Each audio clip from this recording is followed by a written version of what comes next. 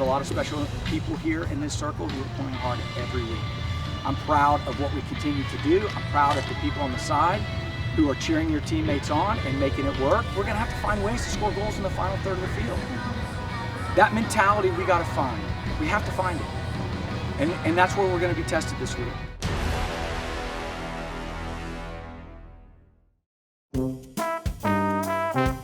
You know, Carly Malden told me one time that she is the best rollerblader in Laurel, Mississippi. I can ride a unicycle. There's several who can dance, as we've seen in pre-locker room line dancing settings. Your mama know you ugly.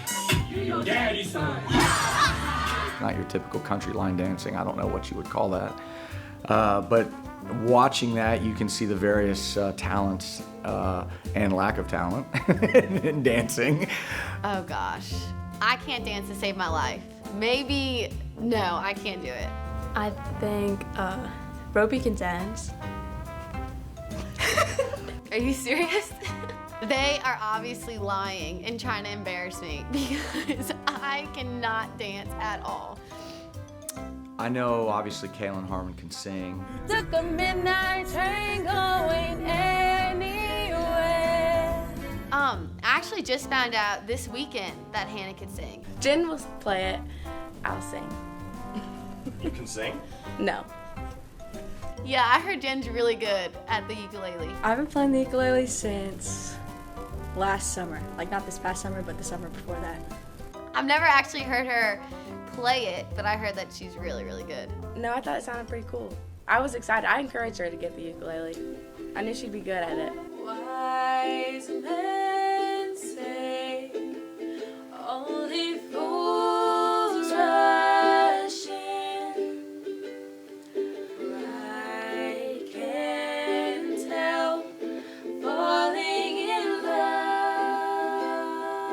with you.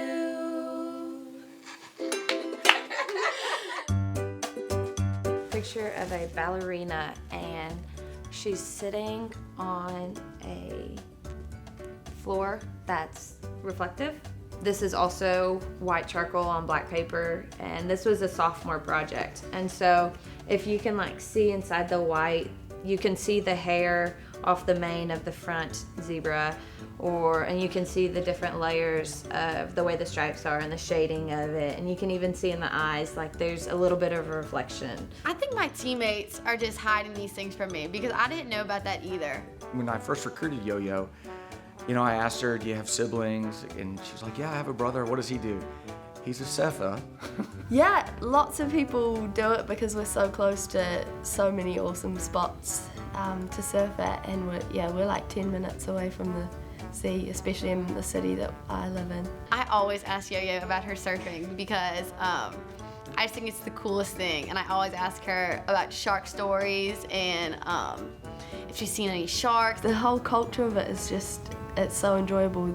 All the people that you sort of meet out in the water, you just paddle past and you say hey to them and have a bit of a yarn out there and having a yarn. What does that mean? Just a bit of banter, like saying hey, how's it going, and that sort of stuff. Oh, yeah. We all kind of sat there and were like, do you realize that she talks the exact same way we do? She just has a different accent. Hey, in New Zealand. Hail State on 3. 1, 2, 3. Hail State! It's crazy that Elva can speak 4 languages because, I mean, most Americans have trouble with learning English properly. Icelandic, English, Danish, and Spanish. I was never really good at English, so I think English was harder at first. It sounds the same. It's just like blah blah blah blah blah. You know.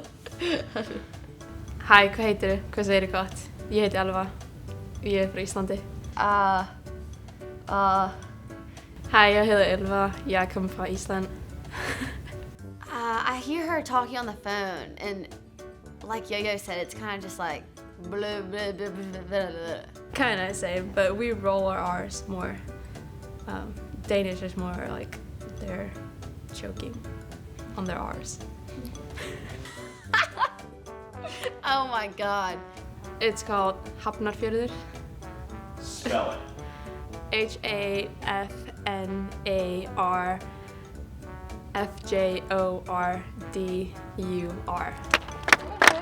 Okay, so Elva in Icelandic. Come on, Icelandic.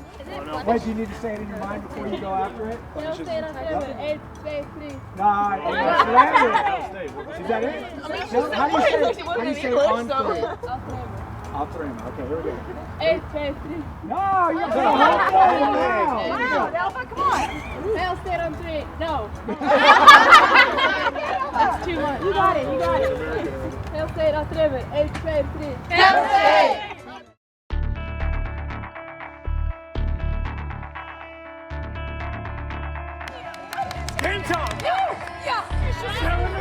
I lost to Auburn. It was hard.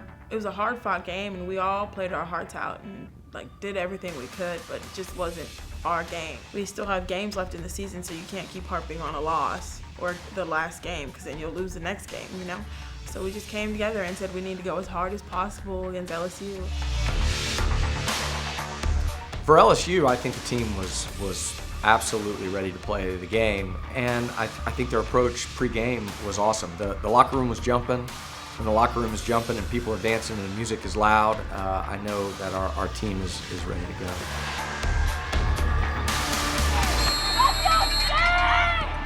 First half, we were fantastic.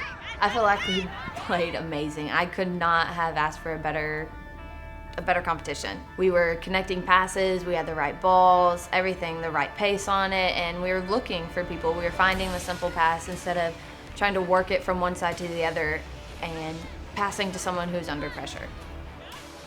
We put 2 or 3 really good chances on goal that, give LSU credit. Their defenders blocked, their keeper made 2 really good saves back to back. And that was a little disappointing because as much as we controlled the game and limited their opportunities, I thought we would get more out of the half. It was kind of like the defense was just always right there, and I know that's their job. I know that they're supposed to be there. Just like people think about our defense, it's always there. Ari and Roby are always there, or Kaylin and Hannah, they're always stepping in when they should. And it was just frustrating because we had so many shots. Like, they just got lucky. I feel like they had the right foot to stick out, or they were in the right place at the right time. Kid, double kid! Stay with your mark, yo-yo! Stay with your mark, yo-yo! Behind yo-yo, behind you! Pass it! Okay. Good shot, Ari! I thought for sure that the way that the game was going, that we would have a 1-0, 2-0 lead going in. So from that standpoint, we were disappointed. We were disappointed that we didn't get more out of the first half.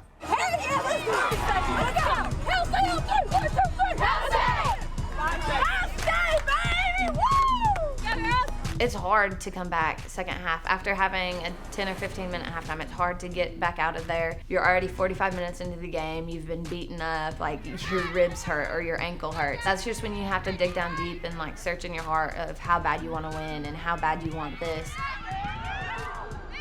We gave a penalty kick up against LSU. That was unfortunate. It was nobody's fault. It was a cross that was probably going to no one, and it happened to hit somebody's hand, and the referee had to, rightfully so, had to call a handball. And that gave LSU life. Inside, be ready, come on, ladies! I have so much faith in Tanya, and I feel like everyone on the team does. I remember I was standing next to Hannah, and she told me, she's like, Michaela, whenever the girl kicks it, sprint as hard as you can because T's saving it. She saves us so many times, and she is by far the best goalkeeper I've ever played with.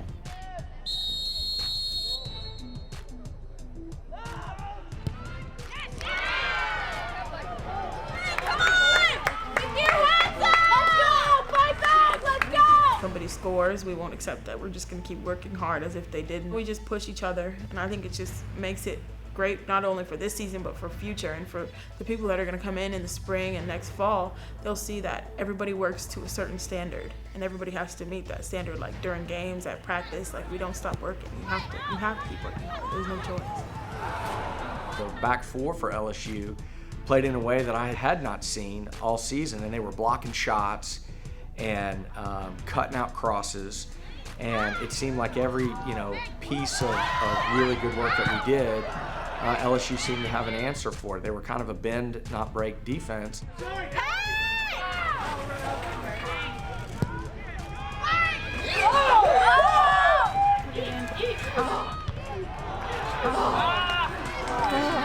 We play to the very end for each other. It's not just, I'm not playing for me, I'm not playing for my parents, I'm playing for the person next to me, I'm playing for the person behind me, I'm playing for the person on the bench, and that goes for anyone. Everyone on the team has that same motivation and the same drive.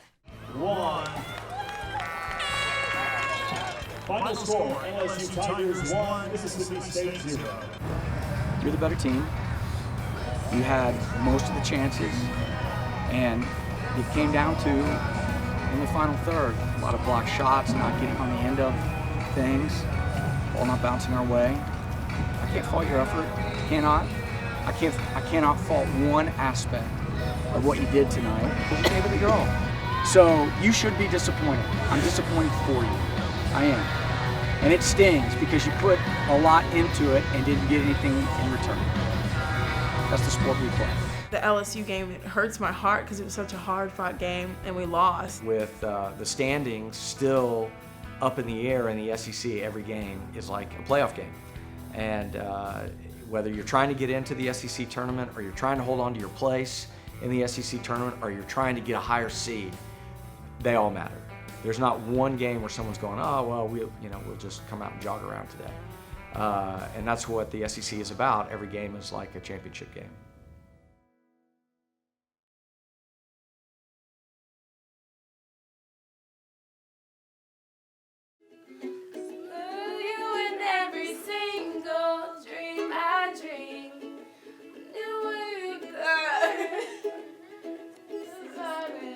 One of my